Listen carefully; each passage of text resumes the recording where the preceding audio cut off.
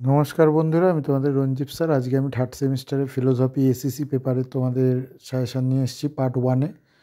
দেখো, পার্ট ওয়ানের যে কোশ্চেনগুলো, বড় কোশ্চেনগুলো আমি এনেছি, তার মধ্যে সবথেকে গুরুত্বপূর্ণ কোশ্চেন হচ্ছে মানবাধিকার উৎপত্তির বিকাশ সম্পর্কে আলোচনা করো, ম্যাগনা কার্টা বা মানবাধিকার বিকাশের ভূমিকা পালন আলোচনা করো। যে কোনো একটা করলেই হবে।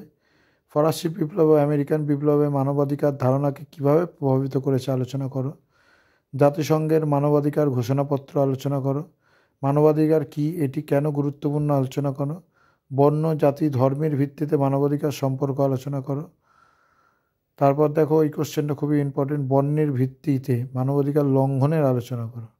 ঠিক আছে, এই কোশ্চেনগুলো তোমরা যদি করো, তোমরা বড় কোশ্চেন এবং 5 মার্কসের কোশ্চেনে কমন পাবেই, 15-20তেও কমন পাবে। এই কোশ্চেনগুলো আমি পার্ট ওয়ানে এনেছি। ধর্মের ভিত্তিতে মানবাধিকার লঙ্ঘন সম্পর্কে আলোচনা করো। অমর্ত্য সেনের ন্যায় বিচার ধারণাটি আলোচনা করো, খুব ইম্পর্টেন্ট।